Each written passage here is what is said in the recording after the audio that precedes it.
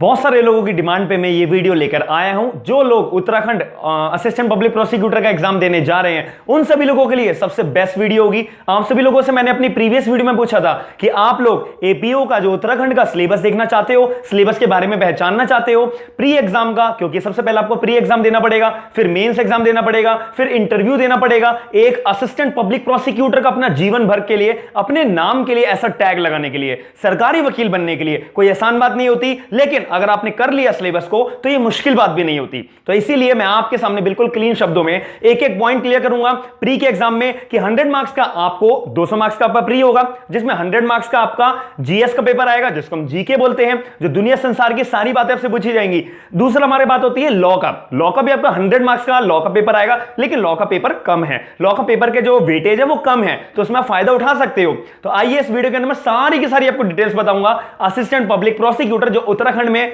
आप देने जाओगे उसका एक्चुअल में सिलेबस क्या है। जिन लोगों ने अभी तक फॉर्म नहीं भरा है, आपको डिस्क्रिप्शन बॉक्स के अंदर लिंक मिल जाएगा, आप फॉर्म में अप्लाई कर सकते हो। 23 अगस्त आखिरी डेट है, इससे पहले पहले आप अपना फॉर्म भर के रेडी हो जाना, फिर इसके वीडियो को देखना, पूरा अपने सिलेबस में अपनी कॉपी में नोट डाउन करते रहना। तो मेरा नाम है आयुष, आप देख रहे हैं स्मार्ट एंड लीगल गाइडेंस। बहुत सारे लॉ स्टूडेंट सोचते हैं कि मुझे जुडिशरी का तैयारी करनी है, जुडिशरी का एग्जाम देना है, लेकिन मैं तैयारी कहां से करूं।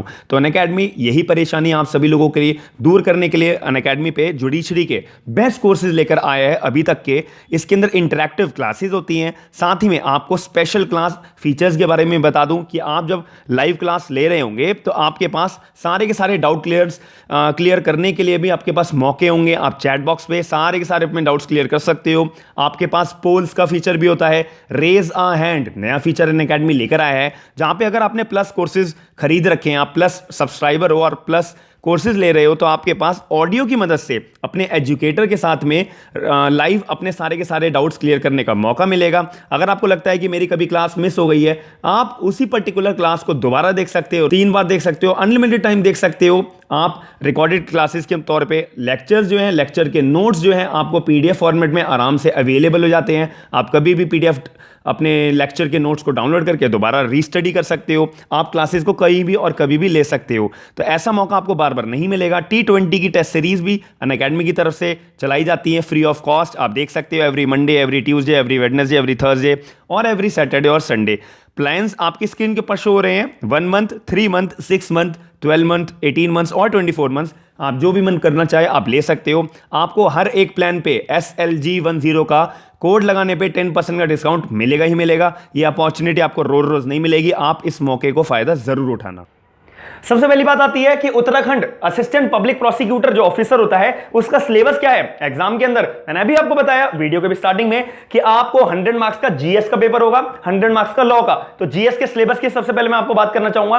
तो सबसे पहले जीएस और जीके का 100 मार्क्स का पेपर होगा। उसमें आपको जानना क्या क्या है कि आपको जनरल साइंस के बारे में भाई नॉलेज होनी चाहिए। या जनरल साइंस में तो बहुत सारी बातें होती हैं, तो उसके अंदर क्या क्या बातें आएंगी। सबसे पहले भाई आपके पास ना बेसिक नॉलेज होनी चाहिए साइंस की, कि साइंस का कोई फॉर्मूला पूछ ले, सोडियम का फॉर्मूला क्या है, ऑक्सीजन का फॉर्मूला क्या है, कार्बन डाइऑक्साइड का फॉर्मूला क्या है, ऐसे क्वेश्चन भी आपसे आ सकते हैं। एनवायरमेंटल फैक्टर्स के बारे में आपसे पूछा जा सकता है। दूसरी बात, नेचुरल रिसोर्सेज हमारे कहां कहां पे इंडिया में मिलते हैं, कहां कहां पे हम एक्सपोर्ट करते हैं, हम इंपोर्ट भी करते हैं, क्या हम इंपोर्ट करते हैं नहीं करते, कौन कौन से नेचुरल रिसोर्सेज हमारे इंडिया के अंदर यूज होते हैं, इसके बारे में आपको जानकारी होनी चाहिए। फूड क्रॉप्स, कौन सी स्टेट में बेस्ट फूड क्रॉप्स हमारी सप्लाई करी जाती है, सबसे ज्यादा ग्रोथ कहां पे होती है, ये बात आपसे पूछी जाएगी। ह्यूमन डिसीजेज, आजकल ह्यूमन डिसीजेज कितनी है और एक्चुअल में इंडिया को सबसे ज्यादा भी करंटली कौन सी ह्यूमन डिसीज की वजह से इफेक्ट करना पड़ा था, कितनी रेशो में इफेक्ट हुई थी हमारी इंडिया, या फिर कितने स्टेट में सबसे ज्यादा इफेक्ट पड़ा था भारत में के अलावा और भी किस देश में सबसे ज्यादा इफेक्ट पड़ा था, इस बारे में आपसे पूछा जाएगा। फ्लोरा एंड फूना के बारे में आपसे पूछा जाएगा। नेशनल पार्क्स हमारे इंडिया में और हमारे उत्तराखंड में कौन कौन से नेशनल पार्क्स है, इसके बारे में आपसे पूछा जाएगा। और वाइल्ड लाइफ ऑफ उत्तराखंड, ये सबसे इंपॉर्टेंट बात है कि आपको वाइल्ड लाइफ ऑफ उत्तराखंड के बारे में भी बेटा डेप्थ में नॉलेज होनी चाहिए कि कौन कौन से जानवर पाए जाते हैं उत्तराखंड के अंदर और कितने हार्मफुल होते हैं, कितनी उनकी क्वांटिटी रह गई है, एक्सेट्रा। अब इसके अंदर बात आती है करंट इवेंट्स। करंट इवेंट्स में मतलब मान लो जनरल नॉलेज, आपको डे टू डे आज क्या हुआ, आज कौन सा डे है, यानी कि और हमारे जो मोदी साहब हैं, नरेंद्र मोदी जी हैं, उन्होंने राजीव गांधी खेल अवार्ड का नाम चेंज कर दिया है, कौन सी डेट को करा है और पर्टिकुलर डेट्स के दिन पे किसका बर्थडे आता है और भी बहुत सारी बातें होती है कि हमारे इंडिया ने कौन सा कॉन्ट्रैक्ट करा है, कौन सा अलग अलग जो हमारे डिपार्टमेंट्स है वो क्या काम कर रहे हैं, सारी की सारी आपको जनरल नॉलेज इसमें पता होनी चाहिए डे टू डे। 6 महीने से लेकर 12 महीने तक आपको पता होनी चाहिए, इसके अंदर ये बात कवर होगी। अब हिस्ट्री ऑफ इंडिया के बारे में बात करें तो इसके अंदर आपको सोशल और इकोनॉमिक और पॉलिटिकल एस्पेक्ट्स के आपको क्वेश्चन पूछे जाएंगे। और इसके अंदर एक बात आ जाती है कि अभी हमारा हेल्थ मिनिस्टर कौन है, होम मिनिस्टर कौन है, और एक्सेट्रा मिनिस्ट्रीज आपसे पूछी जा सकती हैं। सोशल और इकोनॉमिक फैक्टर्स आपसे पूछे जा सकते हैं, क्या इकोनॉमिक कंडीशन चल रही है इंडिया की, इसके बारे में आपसे क्वेश्चन पूछे जा सकते हैं। अब इसके अंदर आगे बात करी जाए कि आपको फ्रीडम मूवमेंट के बारे में बहुत अच्छा जानकारी होनी चाहिए। ये थोड़ा सा पॉलिटी का पार्ट हो जाता है बट स्टिल आपको पता होना चाहिए। दूसरी बात आपको जो ग्रोथ ऑफ नेशनलाइजेशन, भाई हम अपने नेशनलाइजेशन की ग्रोथ कैसे कैसे करते हैं, कैसे कैसे हो सकती है और कैसे कैसे होती आई है, इसके रिगार्डिंग आपसे क्वेश्चन पूछेंगे। अटेनमेंट ऑफ इंडिपेंडेंस, भाई हमारे भारत आजाद हुआ था, कैसे कैसे आजाद हुआ था, एक तरीके से फ्रीडम मूवमेंट आपको पता होना चाहिए। हमने अपने भारत को आजाद कब कराया था, क्यों करवाया था, कैसे करवाया था, किन लोगों ने हमारे भारत के ऊपर आजाद गुलामी, हमारे को गुलाम बना के रखा था, ये सारी बातें आपको पता होनी चाहिए। अब इसको ज्योग्राफी और इंडियन इकोनॉमी के बारे में भी आपको एक पता होना चाहिए, एक पर्टिकुलर कॉलम भी है। आपको सिलेबस का लिंक भी पूरा का पूरा डिस्क्रिप्शन बॉक्स में मिल जाएगा, आप टेंशन मत लीजिए, पूरी पीडीएफ फॉर्मेट में आपको सारा का सारा सिलेबस मिल जाएगा।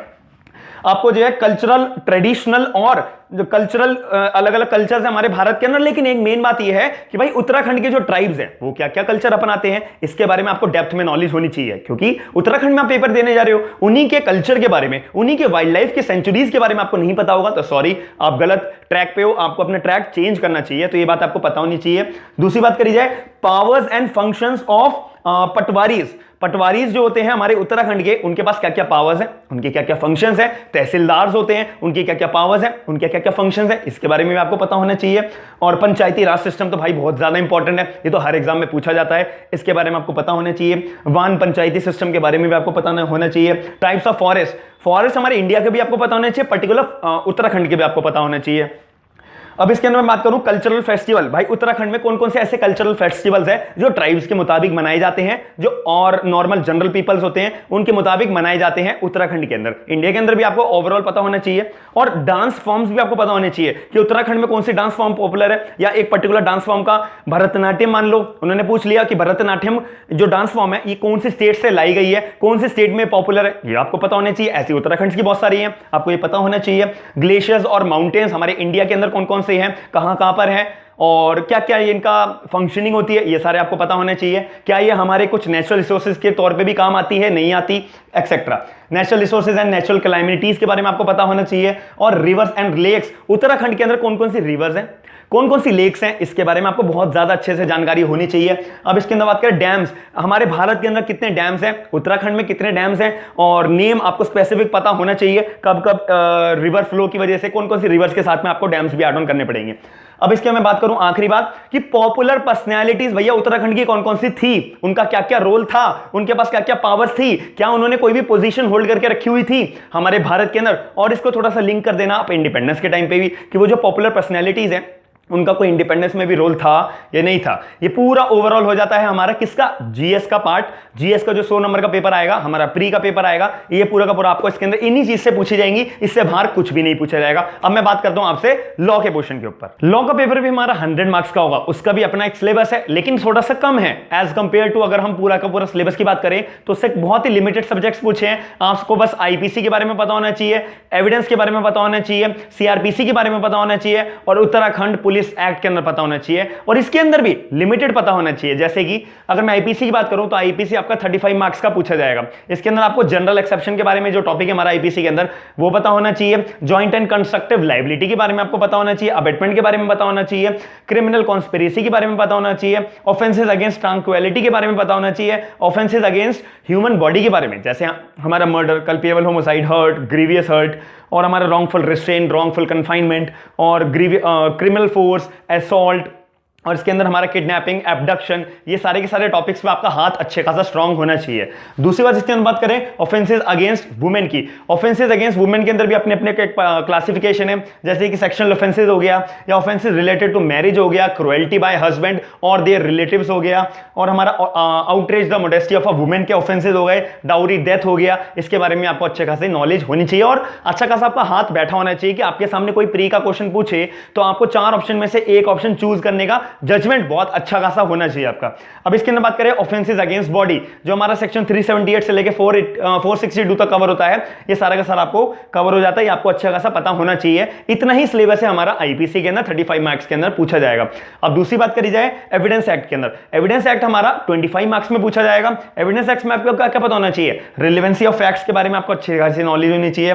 Facts which need not to be proved, ऐसे फैक्ट्स जिनको प्रूव होने की जरूरत नहीं है, इसका भी एक अपना टॉपिक है एविडेंस एक्ट के अंदर, ये भी आपको पता होना चाहिए। Production and effect of evidence, इसका भी अपने एक टॉपिक है एविडेंस एक्ट के अंदर, ये भी आपको पता होना चाहिए। एविडेंस एक्ट में सिर्फ यही टॉपिक आपको पढ़ने हैं, 25 मार्क्स के अंदर एविडेंस के रिगार्डिंग आपको यही पूछा जाएगा। अब मैं बात करूं सीआरपीसी के अंदर, सीआरपीसी भी आपका 25 मार्क्स के अंदर पूछा जाएगा। सीआरपीसी के अंदर कॉन्स्टिट्यूशन हमारा इंडिया वाला नहीं, ये अपना एक सीआरपीसी का ही कॉन्स्टिट्यूशन आपको बताता क्या है, क्या किसके फैक्ट्स है, कब लागू हुआ, एक्सेप्ट एक्सवाइजेड, और भी बहुत सारी बातें आती हैं।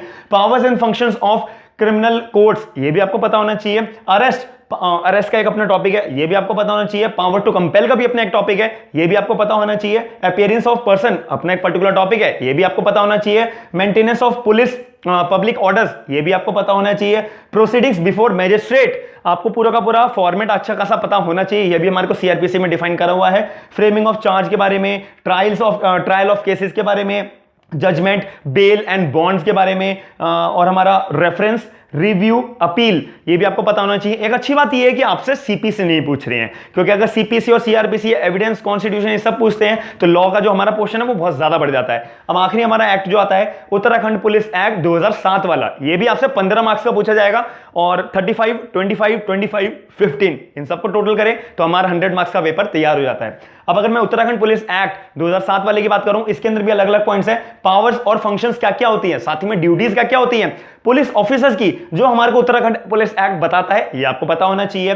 दूसरी बात करें ड्यूटीज क्या क्या होती हैं ऑफिसर्स इंचार्ज के ऊपर, ये भी आपको पता होना चाहिए। Investigation, arrest, bail and custody and execution as a police officer, क्या क्या उनकी ड्यूटीज होती है, क्या क्या उनको काम करने होते हैं, जो उत्तराखंड पुलिस एक्ट के ना साफ साफ लिखा हुआ है 2007 वाले में, ये भी आपको अच्छा खासा पता होना चाहिए। Powers, functions and duties of public prosecutors, ये भी आपको पता होना चाहिए, और उनके सबऑर्डिनेट्स, यानी कि पुलिस, उत्तराखंड पुलिस एक्ट के अंदर आपके लिए भी, अगर आप एपीपी के तौर पे, एपीओ के तौर पे, असिस्टेंट पब्लिक प्रोसिक्यूटर के तौर पे आप सेलेक्ट होते हो, तो तब आपके क्या क्या पावर्स होंगे, क्या क्या फंक्शंस होंगे, क्या क्या ड्यूटीज होंगी, और आपके जो सबऑर्डिनेट्स होंगे उनकी भी क्या क्या ड्यूटीज होंगी, ये भी हमारे को उत्तराखंड एक्ट के अंदर बताया हुआ है। तो इस सारे के सारे मिला के 100 मार्क्स का आपका लॉ का पेपर भी तैयार हो जाता है।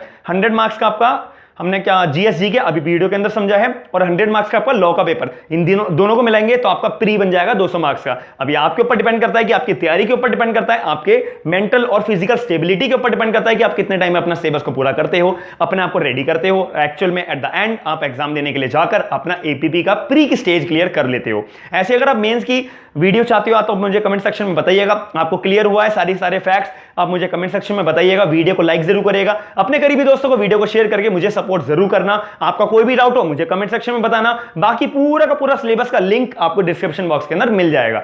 तो हम आगे ऐसी रेगुलर वीडियोस बनाते रहेंगे, आप मुझे सपोर्ट जरूर करिएगा। थैंक यू, धन्यवाद।